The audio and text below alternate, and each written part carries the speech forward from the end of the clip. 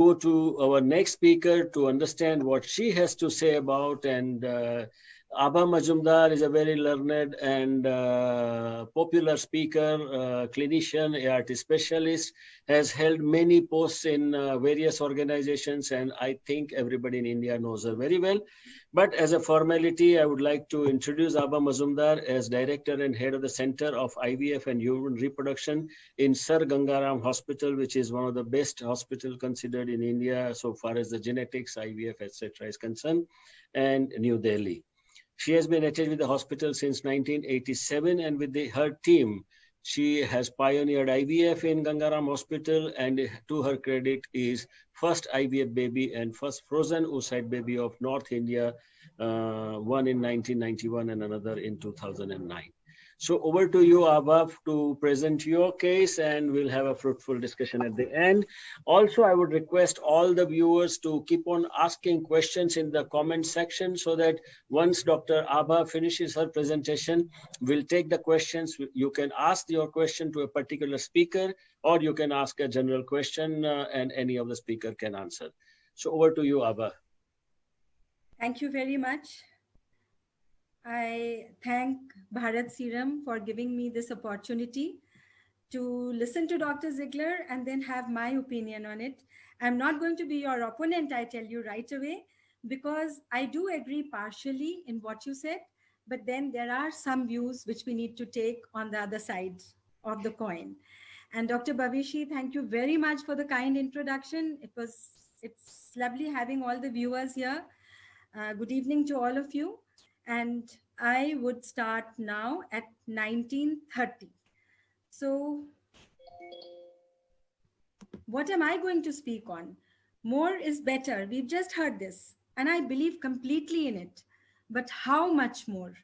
So there are definitely new twists in ovarian stimulation for IVF, and I'm going to speak on that now in the next few minutes. We all understand that the super babe, Louis Brown, was a revolution in the field of reproductive medicine.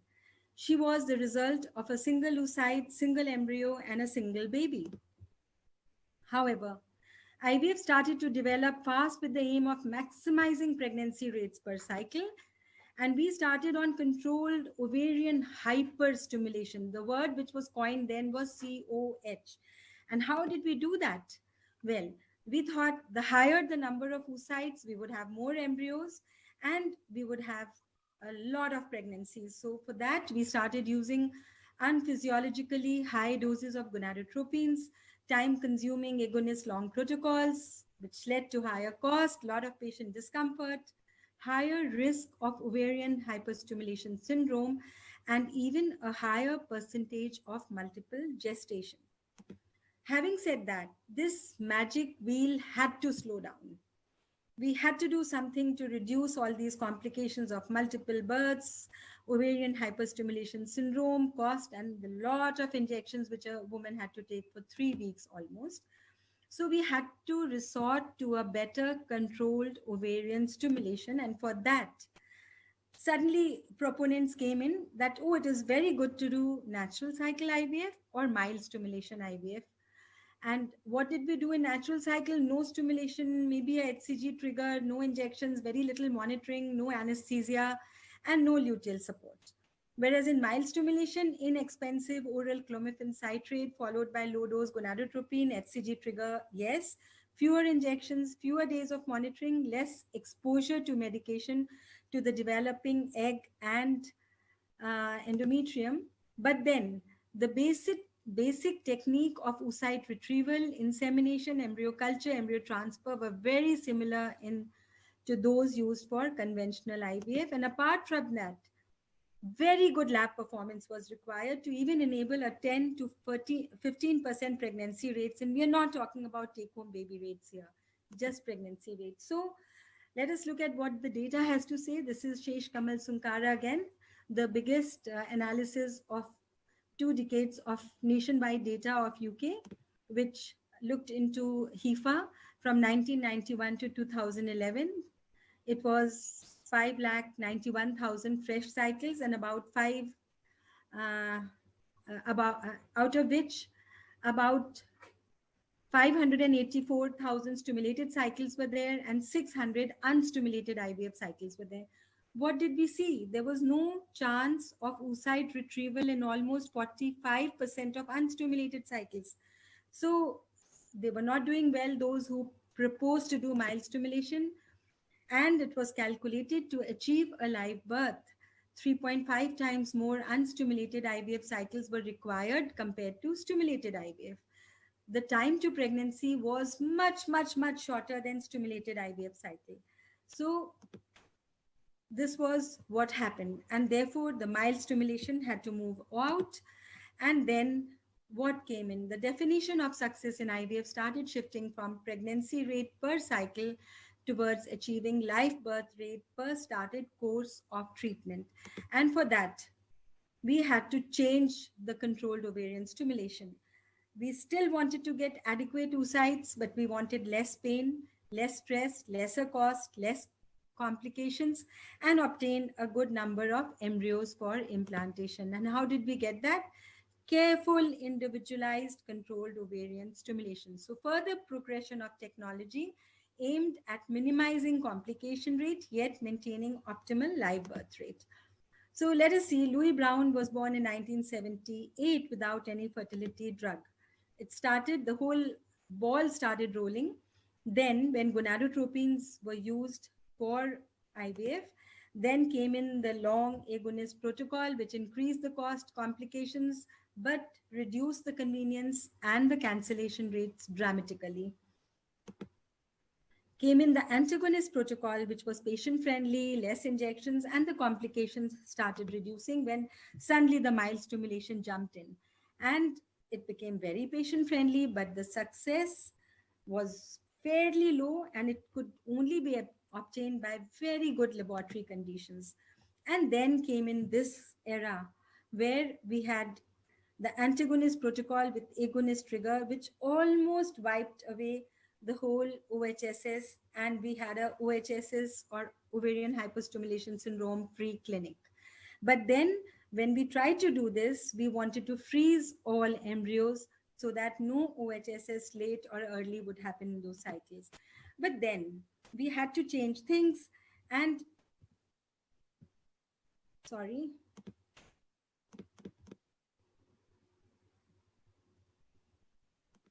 Pardon me for this, because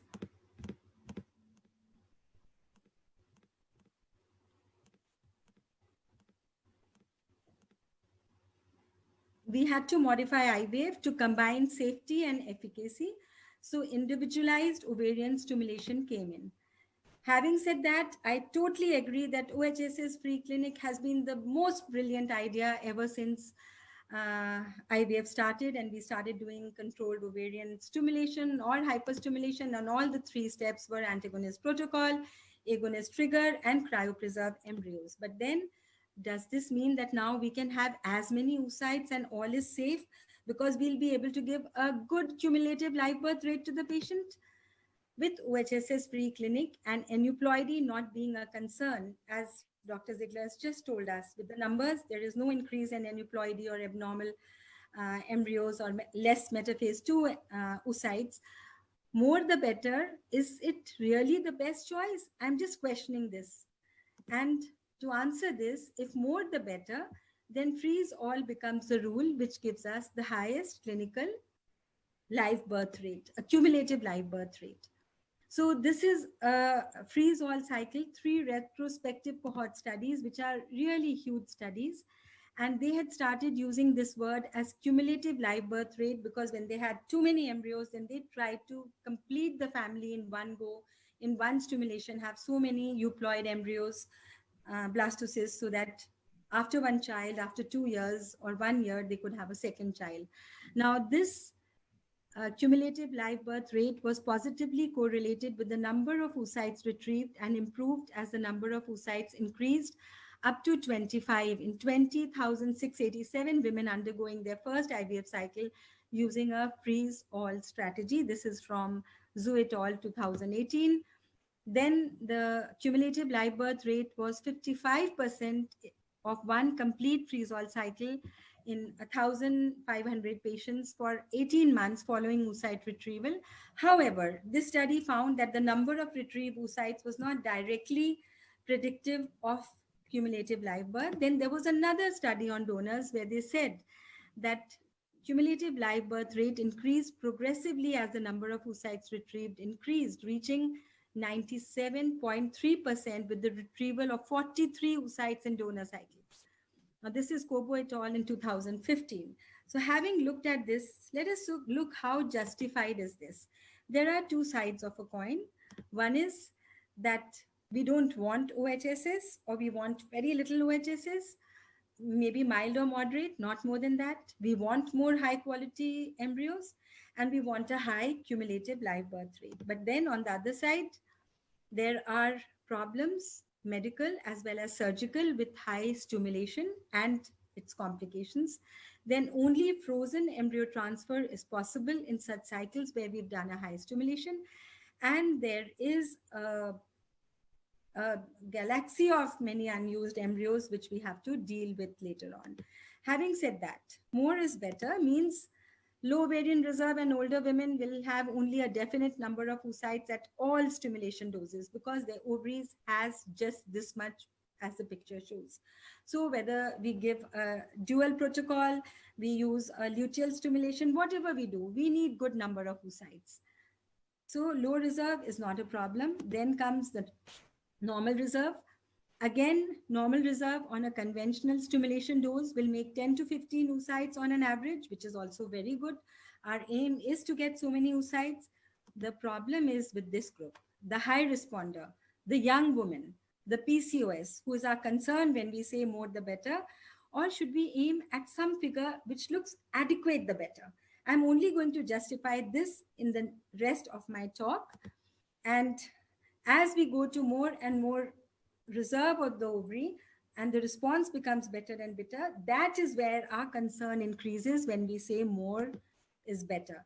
Problems of more is better in young and high responders. I'm not talking about PCOS. I'm talking about even other young high responders. The problems are possible drawbacks and health risk of a large cohort of follicles to the woman undergoing stimulation. No chance of fresh transfer if too many oocytes are aimed at. If more the better, then freeze all becomes a rule which has its own perils. What are the perils? Responsibility and storage of surplus embryos, and for how long. Then macrosomia is emerging as a real threat, which is being seen by frozen embryo transfer, possibly due to epigenetics with its antecedent health risk, and possibility of increase in childhood cancers by frozen embryos. So we will deal with this one by one.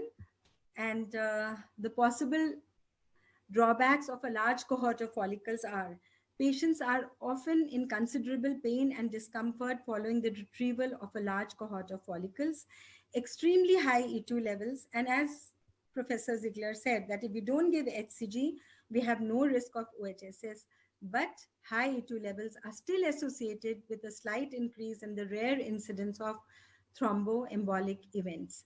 Then there is increased risk of bleeding after excessive punctures to remove a large number of oocytes, that is more than 30. And we do have this complication from time to time, which suddenly converts an outdoor procedure into an indoor admission, follow-ups, and lot of explanations to the patient. And there is ovarian enlargement after retrieval may predispose the patient to adnexal torsion also. And in my lifetime, I have encountered at least 3 to 4 such cases in the last 25 years. Finally, there is a potential for a disaster in case the patient mistakenly receives human chorionic gonadotropin instead of GnRH agonist for ovulation triggering, because she will land up into severe hyperstimulation. So what is adequate? Let us see. When we say what is adequate, then I would say even though strong evidence suggests that cumulative live birth rate increases with the number of retrieved oocytes, target number of oocytes should be individualized by age, ovarian reserve, and clinical circumstances. There are concerns regarding safety and patient's recovery after excessive stimulation, sometimes so much so that the patient is so frightened if she has a surgical or a medical problem after hyperstimulated ovaries are sort of looked after with the complications that she does not want to come back if in case she needs another stimulation.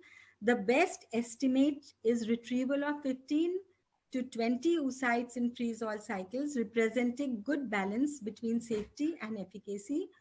And there are counseling tools for individualization of stimulation goals, which are being developed to increase efficiency of cycles. And these are underway, and we would very soon be seeing them. This is again a paper which was taken in 2019 from Human Reproduction. So what is the most important thing of this? Best estimate is retrieval of 15 and 20 oocytes, say 15 to 20 oocytes in freeze-all, representing a good balance between safety and efficacy. So this is again another paper in 2018. The number of oocytes retrieved during IVF has to be a balance between efficacy and safety. We cannot say more the better, because we will reduce the safety of the woman. If not OHSS, there are other problems also to look into. If more the better, then freeze all becomes a rule, which has its own perils. And as I said, three important things: macrosomia with frozen embryo transfer, increase in childhood cancers, and responsibility and storage of unused surplus embryos after achieving cumulative live birth rate. You've got two babies and now you don't know what to do. So large baby syndrome in singletons born after frozen embryo transfer, is it due to maternal factors or the cryo technique? These are questions which are being raised. And if you look at this diagram, then you find that in when we compare frozen versus fresh embryo transfer, or we compare frozen embryo transfer versus natural conception, large for dates, and here they've taken large for dates as 4.5 kg babies, the diamond totally shifts towards the site. It goes towards the frozen embryo transfer site. So there are large for babies which clearly are increased in frozen embryo transfer with their own complications. Like, the conclusion of this study was that frozen embryo transfer singletons have increased risk of being born large for gestational age, not explainable by maternal factors or birth order. And adverse outcomes of such babies are stillbirth, asphyxia, shoulder dystocia, hypoglycemia, respiratory distress, perinatal mortality, and neonatal nursery admissions, which itself becomes a big problem to encounter by the parents and by the funding systems also. High risk of large for gestational age in FET singles should raise concern, and efforts made to outline the causal pathways between freezing and thawing of embryos and growth potentials. Very little is known about this. The knowledge on epigenetics and in particular metabolomics of frozen embryo transfer is very limited. Neither do we know the genetic programming. This should be addressed in future animal studies. Then there is a risk between association between fertility treatment and cancer risk in children, and we don't know whether this is just ART or fresh transfer or frozen transfer. So I went looking for data, and what did I find? Among children born in Denmark, the use of frozen embryo transfer compared with children born to fertile women was associated with a small but statistically significant risk of childhood cancers. This association was not found for the use of other types of fertility treatment examined. And this is only frozen embryo transfer. So no fresh embryo transfer, no IVF, no variant stimulation cycles. And what were the cancers? The cancers were leukemia and sympathetic nervous system tumors, which were clearly statistically higher in children born out of frozen embryo transfer. And this puts a scare into our mind that is really freeze all the last verdict. Then the last problem is responsibility and storage of unused surplus embryos after achieving cumulative live birth. And what do we do? The possible destinations of surplus cryopreserved embryos are donation to other women or couples for reproductive purposes, called embryo adoption by them, or donation for investigation after informing couple about the project for embryo use, or cessation of conservation, which means just destroy human embryos. Now, what really happens? Let's see. surplus cryopreserved embryos. And this is old data. When you see in Sweden, France, and Denmark, 30% of couples during a 3-year period did not use their cryopreserved embryos at all. The safe keeping of abandoned embryos raises ethical and bureaucratic challenges for IVF clinics worldwide. Published reports indicate frozen embryos in storage have reached numbers in the range of 52,000 in the UK by 1996, 71,000 in Australia by the year 2000, and 400,000 in USA by the year 2003. So surplus cryopreserved embryos stored during IVF are not always reclaimed by patients. So embryo disposition, about the forgotten child of in vitro fertilization. Majority couples ignored their embryos as they cannot cope with financial burden of conservation. So they just say, do anything you like. However, donation of embryos for adoption is the least preferred option. Only 4% of couples knowingly would donate their embryos. And this happens in our country also, that if we take a consent for donation, very few agree to donate their embryos. So, and then the most important, which I brought to the last, is chance of fresh embryo transfer is lost in more the better. The moment you get more than 15, 16 oocytes, you think that I don't want to do a fresh embryo transfer. Therefore, when planning for a fresh transfer, a delicate balance exists between efficacy and safety. While an increased number of oocytes are associated with an increased cumulative live birth rate, it is also associated with an increased risk of complications.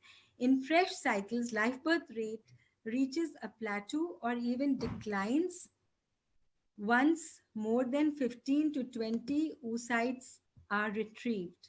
Therefore, 10 to 15 oocytes have become a widely accepted target in IVF cycles, which target fresh as well as frozen transfer, where you could have maybe 3 or 4 embryos where you could, I'm not talking about just euploid, but I'm talking about embryos. And these are women who respond well.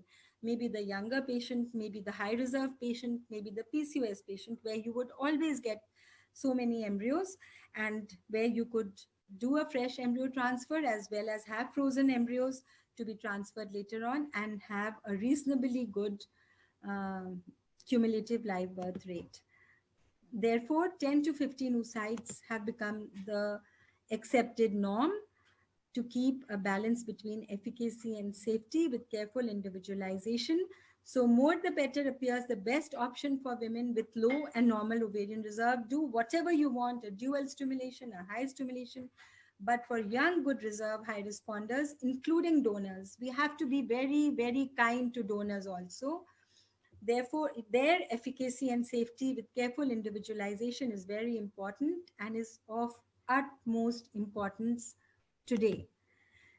Best wishes from my team. This is the Center of IVF and Human Reproduction of Sir Gangaram Hospital, where we have clinicians, number of embryologists, and fellows who come for their fellowship training to us, which is for 2 years. Thank you very much for hearing my opinion on this. And now we will see what you want to sort of feel about it. I did not oppose Dr. Ziegler. I totally agree with him that we need a strong stimulation, but we don't need a very strong stimulation, especially in good responders, where we could jeopardize their health and where we would have so many surplus embryos where we would not know what to do with those embryos at the end of the day. Thank you very much. Thank you, Dr. ABHA. And before we go for the discussion, which is going to be very interesting discussion, of course, we have one more poll question here. There is a little typing mistake here. Question is, when a patient takes IVF treatment, what is her top priority? 1 is comfort, 2 is cost per live birth, 3 is success per cycle. It's not substrate, it's a success per treatment cycle, and judicious balance of all of above. So when a patient takes IVF treatment, her top priority is what? Comfort, cost per live birth, success rate per cycle, or judicious balance of all of above. Because we see that there are clinicians who are on the extremes of the spectrum as well. So that is where I would like to have your opinion on this. And here we get the answers that judicious balance of all of above is the most important thing.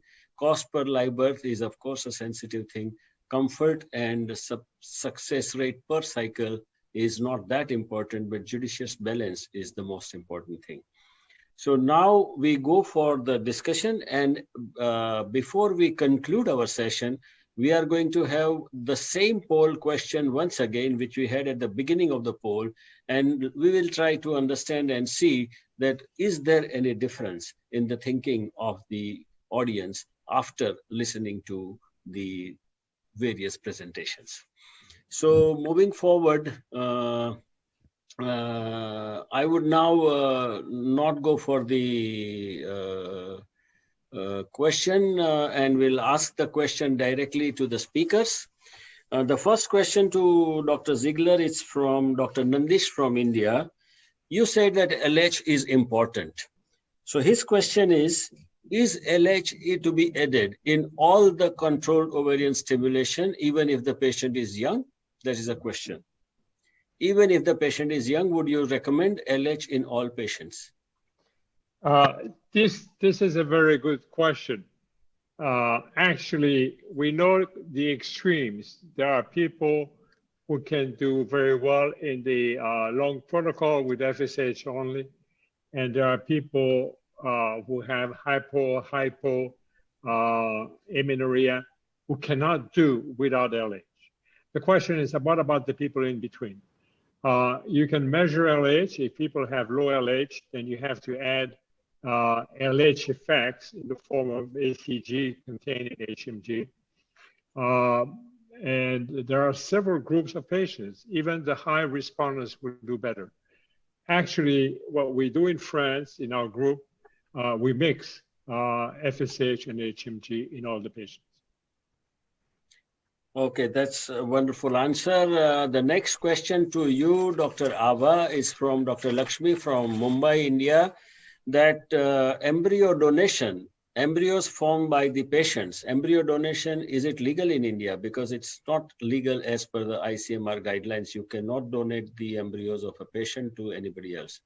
I think it is only after you get a written informed consent from the patient, you can donate her embryos. And there is no legality in India still, because everything is still just guidelines. We don't have a law still, but still the guidelines very clearly say that neither the embryos can be used for research purposes nor for donation unless we get a written consent. So what we do at our center is that we always send them a reminder for renewal of their embryos. And if they say that they don't want a renewal, then we want a written consent from them. We ask them, are they ready to donate? And if they are ready to donate, they have to send a written consent for that. If we don't get it, then we just dispose of the embryos without any paraphernalia or any thing. But we must have a written consent or maybe a video consent also, if possible. Regarding donation, it is very, very important to have a consent. Yeah, because this is a very debatable thing, because there can be a misuse of embryos if the embryos are allowed to be donated from the patient. And that's why ICMR has clearly said that it should not be donated. Of course, it's a guideline, not a law, but we follow that and we avoid donating embryos of the patient to anybody. The good thing in India is that the ICMR is clear that if the patient does not respond to what you say, then you are free to destroy the embryos, allow them to progress till they don't survive. So that is good thing in that sense, that you don't have plenty of unused embryos piled up. But let's wait and see finally what ART bill has to tell in that. Now, the next question to you, Professor Ziegler, is that can you please elaborate a little more on your modification of dual stimulation protocol and how you optimized it? All right. So this is a good question. But before I answer that question, I want to underline the fact that my gracious opponent, who actually gave a very nice talk, expanded the discussion on frozen embryo transfer. And as often in medicine, when we solve a problem, and we have solved the problem of hyperstimulation, we now are facing an issue regarding frozen embryo transfer. The frozen embryo transfer have a lesser risk of prematurity, and then we have this problem of large babies. And there are issues that possibly, if you do the transfer in a natural cycle, this problem disappears.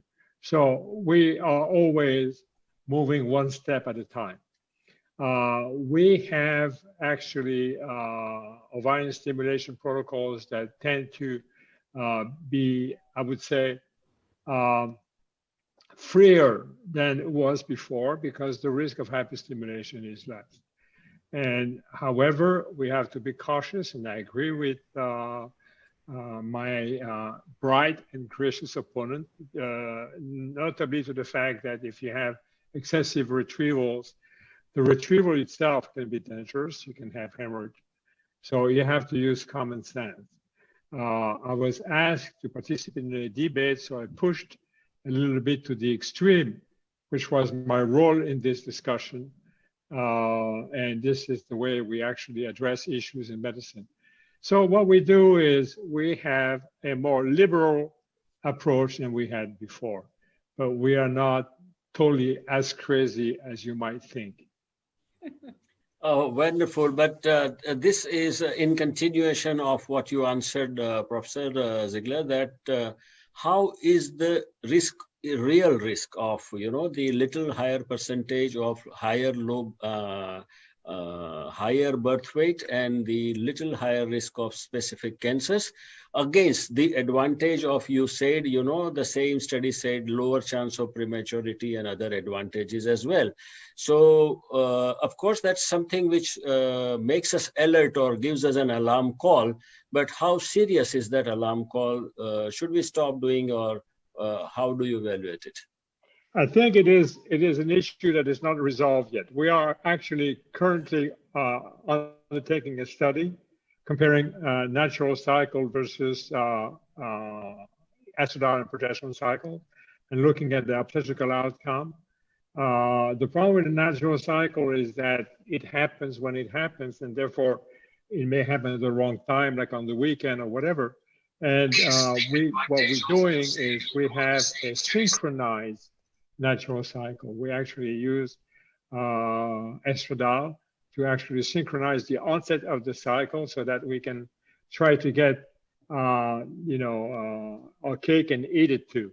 So we can have a one visit, this is what we're doing, one visit natural cycle embryo transfer. The issue is whether, as you know, relaxin is produced by the corpus luteum.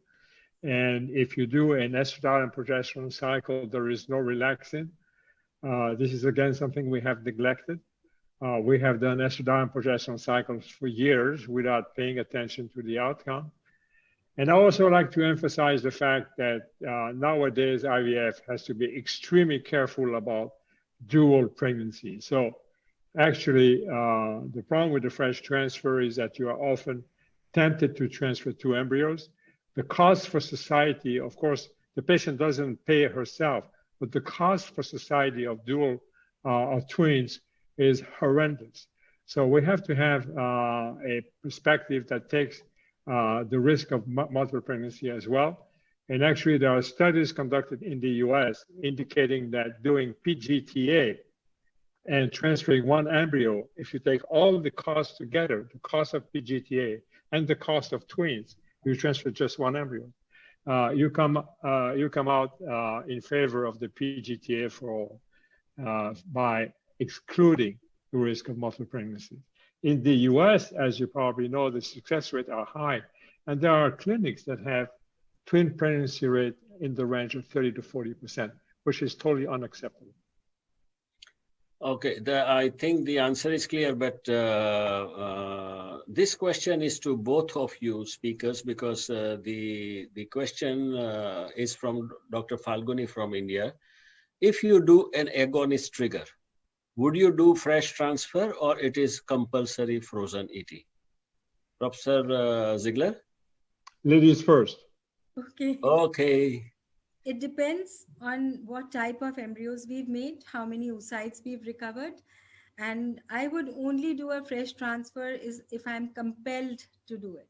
If I feel that I have one average blastocyst, or I have a day 3 embryo which looks okay, I may not be able to go further, only if I am compelled to do. And I give a agonist trigger generally in all women where I feel that, there are more than, on the surface of the ovary, there are more than maybe 10 follicles, which are more than 15 mm. We do give a agonist trigger, and we always plan and tell the patient that you will go for a freeze-all cycle. But sometimes we are caught up in an unhappy situation where she doesn't make good embryos. And in that case, if we have to really go ahead with a fresh transfer, then we give her aggressive luteal support, which is estrogen, progesterone, for the endometrium building up, and a very small dose of HCG, maybe 500 on 2 days after we plan that, yes, we will have to go ahead with the embryo transfer. 2 or 3 days, a total of 1500 HCG only, to prevent the lysis of the corpus luteum, which are so many there on the ovary. And once they start secreting the endorphins, they will damage the endometrium. So we prevent the damage of the endometrium by giving HCG, and we give estrogen, progesterone to keep building up. But this is only in extreme circumstances where we have to hit upon a fresh transfer, even though we had planned that we'll go for a freeze-all cycle. So only in that cycle I would go for a fresh transfer. Otherwise, I would not go for a fresh transfer if I've given an agonist trigger, unless I'm pushed towards the wall. Yeah, my answer is very simple. We never do fresh transfers. We have tried the recipe that you're talking about, the small amount of HCG that Peter Humidan was the first one to actually describe. We tried one, and we had one hyperstimulation. This was the end of it. We stopped it. We go for frozen. True. You're quite correct. This is only when you're pushed towards a wall and you have no other option, then we would go for it. But then hyperstimulation is a real risk, and that is when you really have a lot of ABHA, results are going to push you into this problem. The interesting thing is, there's a difference between the patients you treat, Professor Ziegler, and the patients we treat, because in Asian patients, and in particularly Indian women, we don't get too many hyper responders except for putting aside the PCOS patients. And normally, the patients respond comparatively lesser, even with a higher dose. And patients having more than 15 eggs or follicles is not very common. What do you say, ABHA?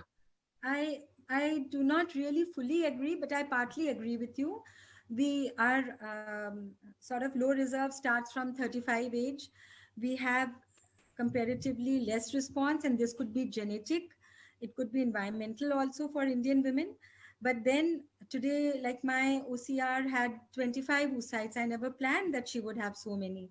And I thought that she would at the most get 15, 16. But then once we got 25 oocytes, we have gone for a freeze-all. She did get an agonist trigger, but then she had a vasovagal attack, and we did a repeat ultrasound, and we saw a little blood in the pouch of Douglas. So we had to admit her. We could not send her home till tomorrow morning, so that we check on her vitals and then send her home. So these are the small problems which do happen with hyperstimulation, but this happened maybe in the last 6 months for the first time. But when it happens, it puts you on that safeguard. Like Dr. Ziegler said, you get one OHSS and you stop giving that small dose of HCG and doing a fresh transfer.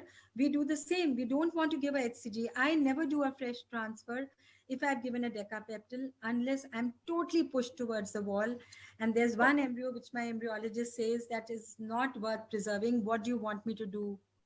This brings about one more interesting question, which is asked by a listener from India only, that is from Rajkot, India. Whether you would like to do always in poor responder patients we are talking about, in poor responders, would you always go for an antagonist protocol or agonist protocol, or you have any selection criteria?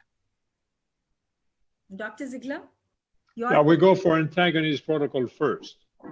Sometimes if it fails, then of course it's difficult to repeat the same thing, and then just for the sake of changing. But we go for antagonist first, and I don't believe that the agonist is any better. I also feel the same, that we go for antagonist protocol, and very rarely we want to change the protocol if the patient is very dissatisfied by the number of oocytes recovered, or we are very dissatisfied. Okay, before we take the next questions, let us go back to the poll which we did earlier. The same poll we are going to repeat, the same poll question which we asked at the beginning of the presentation. In non-PCOS patients who are expected good responders, how many follicles would you target in IVF stimulation? It will be very interesting for all of us to see whether there is any change in the mindset of the people or not. Less than 10, 10 to 15, 15 to 20 maximum as possible. So please write your answer in the chat box and send the answer so that we can run the question and the answer. So again, the question, non-PCOS patient who are expected to be good responders, what is our target? Less than 10, 10 to 15, 15 to 20, and maximum as possible. So now 10 to 15 is 80%. So more is merrier, but not too much. Nobody is one. I think both of us justified the good and the bad. I totally agree with you. The more is better. I don't believe in mild stimulation at all, Dr. Ziegler. And I do feel that it is a problem only in high responders. And in India, people use quite high doses, which sometimes astounds me. Our highest dose is 300, and that also for poor responders or just sort of okay responders. We never go over 300, but I've seen people using as much as 600 or even higher than that, which is not correct, because if you get a good responder and you use such high doses, you've really taken the life out of that patient. So next question comes to you, Professor Ziegler. Ziegler. Make one comment? Just yes. One quick comment. I think we're doing debates in this discussion, and this is to allow people to see the extremes. And yes. Evidently, in daily practice, the common sense is to navigate in the middle. And I understand that the audience has lots of comments. Yeah. Common sense and individualization is very important, and we need to keep a balance between efficacy and safety. That is very, very important. Now, this question is from Shailaja, Hyderabad, India. Professor Ziegler, if you have done dual trigger, first of all, do you use dual trigger anytime? And if you have given dual trigger to the patient, would you do a fresh transfer? First, my opponent first this time. Our guest speaker should answer this first. Dual trigger, do you use it? And if you have used it, then would you like to do fresh transfer or not? If you do dual trigger, you cannot do fresh transfer because you have one stimulation during the follicular phase and the second one during the luteal phase. So you have to freeze. No, I think what he is asking is, do you give two triggers, that is agonist and HCG, both as trigger? Okay, yeah. If you do dual trigger, dual trigger, you can do fresh. Yeah, you can do fresh transfer, definitely. Okay, then this question is for you, Abha, that if a patient is of PCOS, would you recommend compulsory FSH or HMG is also good enough? Whatever you are comfortable with. I don't have any hang-ups with any gonadotropins, but the only thing is that in India, we get pens as delivery system for recombinant gonadotropins, but we don't get pens for HMG or human menopausal gonadotropin. And in a PCOS patient, I would want to individualize the dose very closely, looking at her reserve, her body build, her age, her weight. So a pen will make me do that more specifically, because I'll be able to give increments of whatever I like, maybe 25 units, maybe 50 units, or reduce the dose accordingly. So I prefer using recombinant gonadotropins only because of the convenience of pen, self-administration, and adjustment of doses. HMG, we don't have such strategies in India. We have to give multiples of 75 units only. So I don't use them in my IVF for the last, I don't know, maybe 20 years. But otherwise, you can use both of them with equal, almost efficacy, which a lot of papers do show. that maybe you use a slightly higher dose when you're using HMG for poor responders or normal responders, but you can use interchangeably the two drugs in poor responders and normal responders, where you won't have to do so much of dose adjustments. So before we conclude, last question to you, Professor Ziegler. Are you using in your stimulation protocol anytime only HMG, or you think that only HMG is not a good idea or cannot be used? Well, we normally use a combination of both, but I will answer that in PCOS, when we give 150 units, for example, a low dose for stimulation, we use HMG because there is a recent prospective randomized trial indicating that the miscarriage rate is lesser. So we normally use both, but sometimes only HMG when we stimulate with 150. Okay, so now I think we had a very fruitful discussion. We already have finished the time. We have exceeded our time by about 10 minutes. So any viewers or listeners have the questions, they can send the questions to the speakers directly, and speakers, I would request speakers to answer to the questions of the audience. Before we hand over the presentation or the session to the organizers, any last word, Professor Ziegler, would you like to say? Well, I would like to say that we live in difficult times. We have COVID, and I think new techniques are now being mastered fantastically. It's really heartening for me to realize that it's still daytime here, and I'm talking in India, and I enjoy this. And I think we should take the benefit of this COVID for using more and more electronic discussion and exchanging our ideas across countries. There was a short comment on differences between races in terms of response. This is something that needs to be addressed because there are differences between Asian and Westerner. Indian, I don't know. But I would like to really emphasize the fact that electronic communication is a tool that we are now mastering, and it is fantastic. Any last comments from you, ABHA? Well, I really think that sitting across the Zoom platform on a webinar has made such a big revolution to our education system, which we first had to travel for hours together, go to different places, lose work time, and go and sort of exchange ideas. Here, like Professor Ziegler feels, I feel that this electronic media is a great boon, which COVID has taught, and COVID has taught us many other things.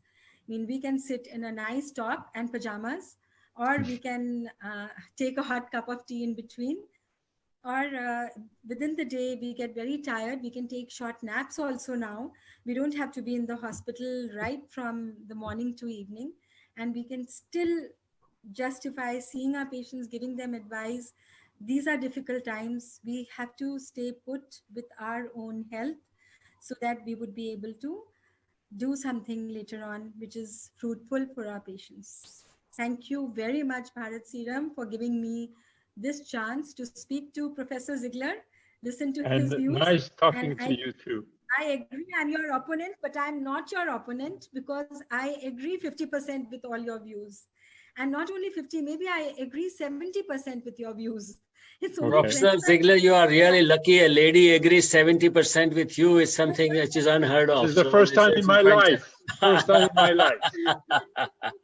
So with that lighter note, I would like to conclude the session here. And this is really important, that the things keep on changing, and only thing in life constant is change. So we need to change with the time, and the same thing for the stimulation protocols, the freeze-hold protocols, the transferring policies, the safety of the patient, thinking, etc. And this debate was really, really very fruitful. Over to you, Pramod, for the conclusion of the session. Thank you, Dr. Bhavishi. Thank you, Professor Ziegler. Thank you, ABHA Madam, for this very interesting session. And I would also thank all the doctors who are listening to this session to give their time for this session. So So we also have the next session on 3rd of October on PCOS. So I request you all to join that session as well.